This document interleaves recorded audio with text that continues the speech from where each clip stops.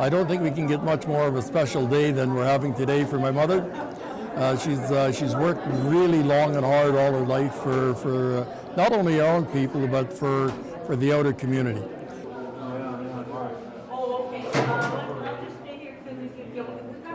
It's so appropriate during our sesquicentennial that we should celebrate Ellen White's work and in reconciliation far before the word was even known by most Canadians. I was wondering if you guys were here. We call him a Kwulwasulwut baby because his mom's Cree and his dad's Kwulwasulwut. Auntie's in her twilight years, and it's very fitting that today happened. It's well deserved, and I couldn't think of a wonderful individual that received this year. Auntie's on that list and well deserved. I'm very honored to be here and be part of this process today for our auntie.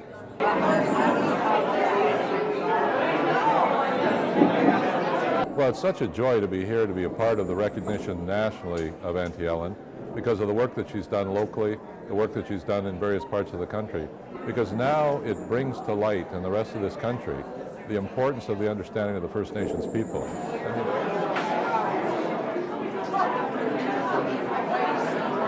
I think this is a great thing for Auntie Ellen. She is so deserving of this award, and it's time. It's time that she got it, and we're just all here to celebrate that day.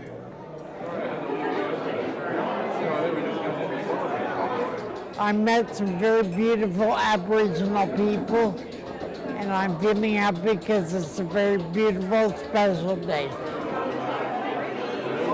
Just a while ago, she received the Order of British Columbia.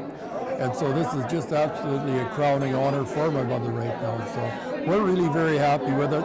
The family's happy. And as you can tell today by the amount of people who are here, very people from educators to politicians to family friends, very close. And they're all here today in order to honor my mother.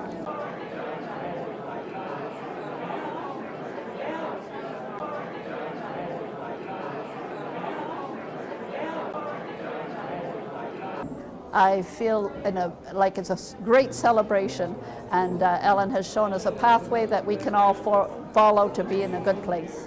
It's true.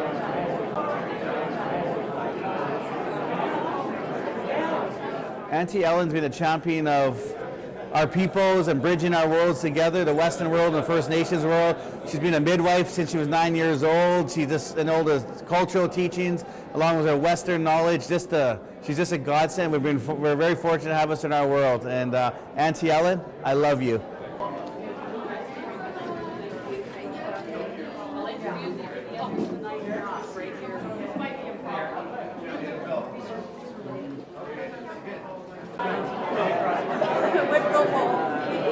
At the university, as a result of Ellen's teachings, as a result of Ellen's emphasis, the culture has come to the place where we work on a basis of love. It's what Auntie Ellen has done all her life, and that's to try to bring both worlds together, to inform one of the other, trying to spread who the Aboriginal people are, trying to get Canadians to understand.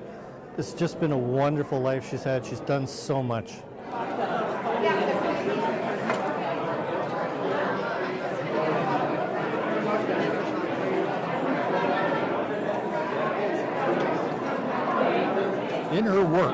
In her work, it's always been a very strong impact, not only on myself, but on my sisters and for the community. I think she's always led with education. She's very strong for education, and that was absolutely fantastic. Well, if we could all look at life through Ellen's eyes and come at it with the love in our hearts, we would all be better off.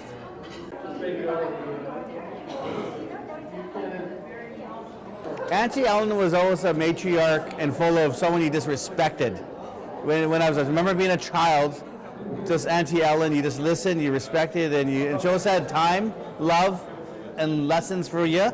And it's something you just absorbed, and she was always firm but very patient and very full of just time for you. I went through a rocky patch in life I went through a rough phase, and Auntie was someone I leaned on in my 20s, and she was very inspirational when it made me switch careers and go to university, because Auntie always said, son, you can do this. So cousin Auntie Ellen, and she was the elder in residence at VIU, Mount Spina back in the day, and changed my life around when I got a post-secondary degree. And Auntie Ellen was there for that process and encouraging, full of love and support, and I owe her the world. She's just a blessing.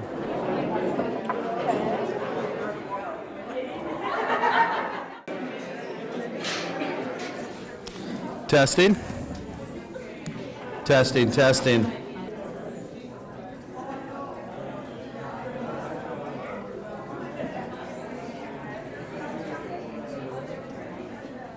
Welcome, everybody.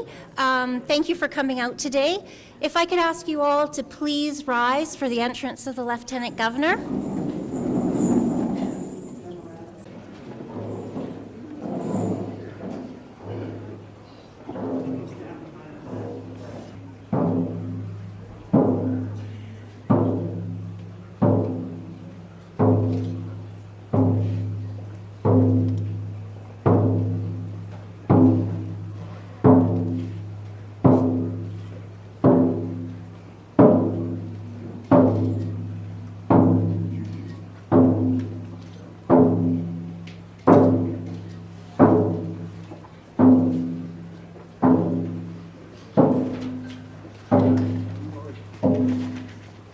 Thank you, Elder Mason. Would everybody please be seated?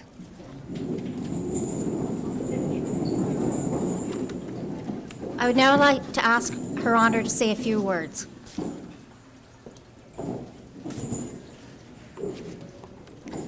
Well, good afternoon. Almost like coming home, so many familiar faces here today. Mrs. Ellen White, I'm going to try this. You'll help me? Kwulwasulwut? Close? Thank you. Mr. Doug White and Mrs. Joyce White, Mr. Doug White and Mrs. Anissa White, Ms. Carol White, Mr. Gordon and Mrs. Leona Atkinson, Mr. Jan and Mrs. Linda Wedholm, Miss Vicky White, Elder Geraldine Manson, RCMP Arnardgard, many proud family and members and friends. What an honor it is to be here on the traditional territory of the Snuneymuxw First Nation for this extraordinary celebration. The motto of the Order of Canada is Desiderantes Meliorem Patriam. They desire a better country. I cannot think of a more appropriate motto to add to the many distinctions already earned by Ellen White. You indeed desired and worked your whole life to achieve that better country. And you leave behind many testaments to the lifelong commitment to improving the lives for all of us. There's no need to list Ellen's accomplishments to those of you gathered here today. Many of you have lived with these experiences, but I bet perhaps if we asked Ellen, maybe if we asked her to point out her most momentous accomplishments, I bet she would point to her family. Yes, and I've had the privilege of meeting some of them, and they are a wonderful accomplishment. Personally, I've had the honor of experiencing the legacy of your work when taking part in ceremonies at Vancouver Island University, formerly Manalaspina College, for it is there that the wealth of traditional knowledge was recognized and afforded appropriate acknowledgement equal to the printed information. The legacy that you have left us, Ellen, goes far beyond your written words and your dictionaries of Halkmium language. The legacy is one of the bridges you have built, based on a strong foundation of love. You are a pioneer and an engineer, for through your love, you have forged a pathway that all of us may follow, a pathway to healthy, inclusive communities for all. And as we deal with the growing threats of dramatic climatic changes and world politics, we will need the combined efforts of all Canadians to lead the way to a peaceful future for all our grandchildren. We will need to follow the pathway laid out for us by you, Kwulwasulwut. Didn't quite get it that time. Thank you. Thank you so much for 7 decades of dedicated leadership, and thank you for leaving us this pathway of love for all of us to follow. Haichka.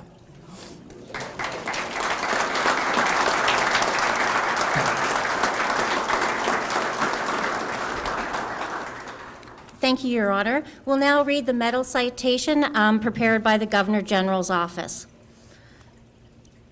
Ellen White has worked for more than 7 decades to celebrate the culture of her people. At a young age, she campaigned to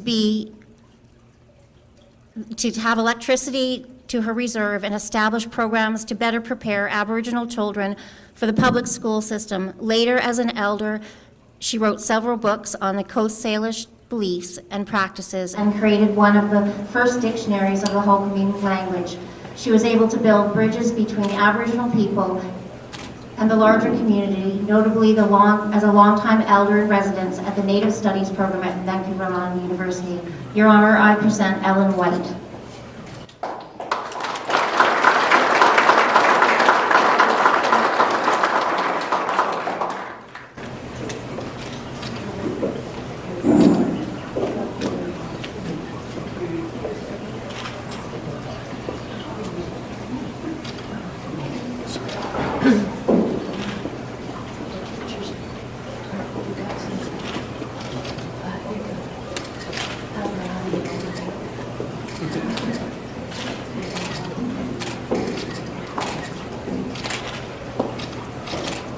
Love you, Ellen.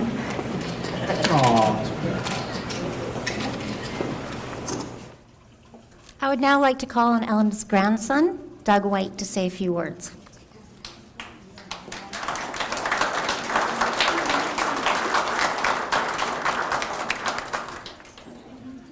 Siam Nasiaya, Ainthapek, Kwulwasulwut Snuneymuxw, Aitna Shkwalawin Konas E, Haitsepka, Siam Estimo.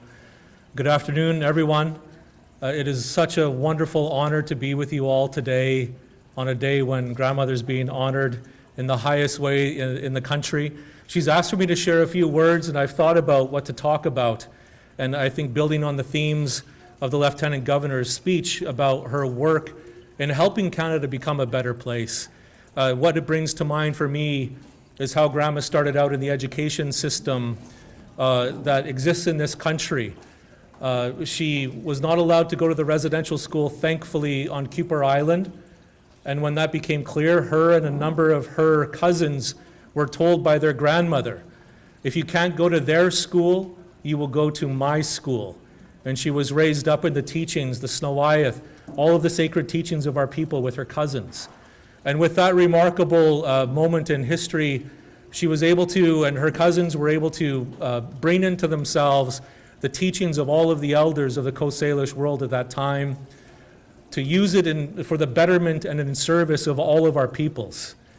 I remember another story that comes to mind. At the beginning, this is a very historic moment in Canada, when Canada began its process of really beginning to look into what are Aboriginal rights, what are treaty rights.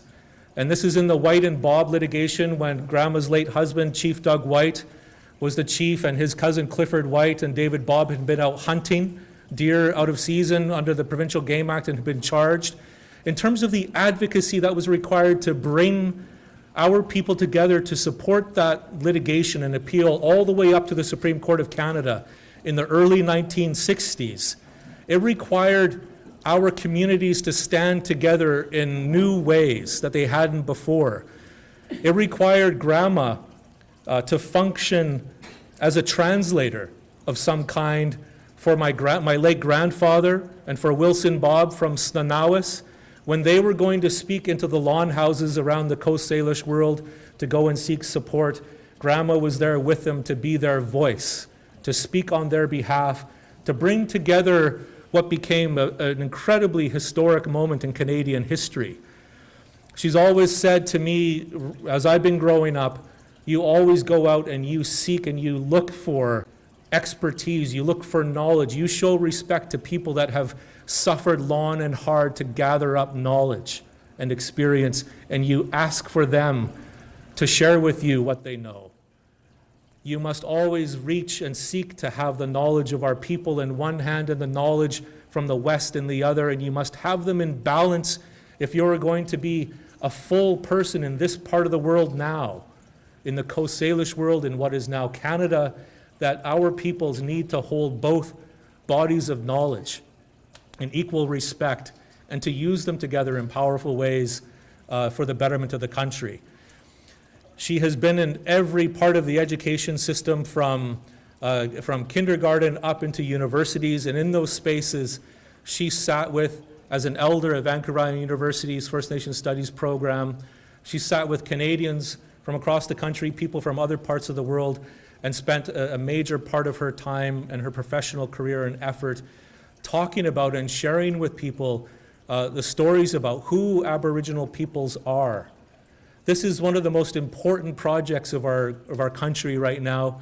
In the shadow of the Truth and Reconciliation Commission, was very much a manifestation of that same idea Grandma has embraced throughout her life, which is that we must find ways for Canadians to know about who the Indigenous peoples of this country are in a real way. We must write these stories down. She took very long, complex stories, some of which take multiple sessions, multiple days to tell, and condensed them into a form that could be a first step for Canadians to be able to reach into the stories, the worldview, the way of life, the Snuneymuxw, the teachings of that she received from her ancestors. To become, and why did she do that? Because she said, we must let them know who we are. If we're going to be able to have a proper relationship with other people in the world, it must be grounded in real, meaningful knowing and respect and recognition of each other. So through her books and through her education and career in the education system, she's always sought to fulfill those original teachings that she received about finding balance, finding respect and recognition, and it's been an absolutely remarkable contribution. No matter where I've gone in Canada in my own work, it could be in some far-flung part of the country, when people hear I'm from British Columbia, they ask me, oh, do you know Ellen White from Nanaimo? I'm like, yes, I know her, in fact. She's my grandmother. So she's been a trailblazer in so many different ways. She's done such important work that has made a real difference in the lives of people. And when people in those far-flung places talk to me about the impact she has made on them, I know that she has made a fundamental difference in helping them understand who they are as a human being in this world and what it means to be in relations with other people. That she's touched people in a very important way. And I think that this recognition today, on behalf of Grandma, she asked me to say thank you. Thank you to the Lieutenant Governor, thank you to the Government of Canada, and thank you to all of the guests that are here today to bear witness to this remarkable moment of recognition for her own life's work and the teachings that she has sought to embody every day of her life. So on behalf of Kwulwasulwut, Grandma, just extend her greatest thanks to all of you and to the Lieutenant Governor. Haitsepka siamastimo haitsepka, thank you.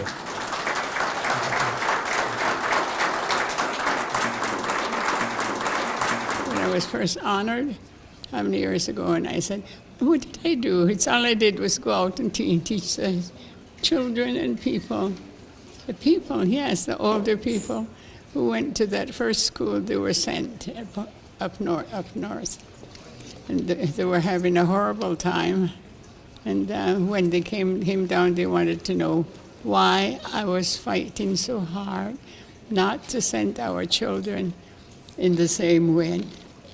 Yes, so I said, I don't want my children, my grandchildren, great-grandchildren, nephew, nieces, or anybody to be like those ones that came down from north. I thank everyone for being so loving and so appreciative of what I have said and what I do. The little children, they'll remember. Yeah. And I love this lady. Yeah, I like the way she honors me, and I love her because she does a lot of work for everybody. Beautiful. Yeah, she's a beautiful, beautiful lady. Thank you. Thank you.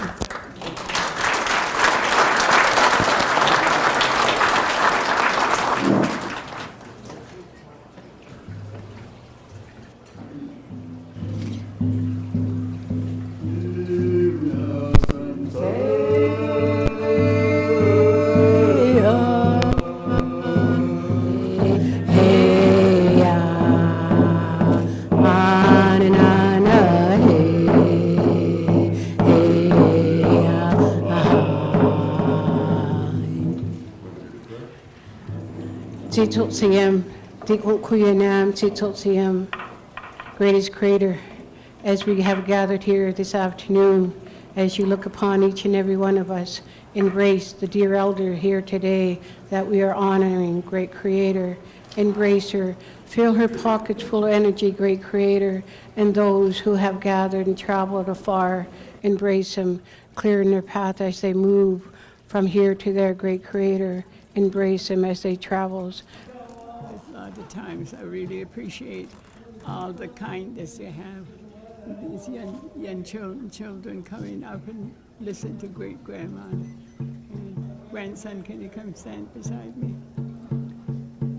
I think one of the things right now is that she indicated, I think it was December 30th, when the Governor General's office talked to my mother and said that, Ellen, you have been selected to receive the medal for the Order of Canada. And my mother said, oh my God, she says, what have I ever done to deserve this? So everyone I tell the story to, it's absolutely, all they say is your mother's very humble. She's very, very humble.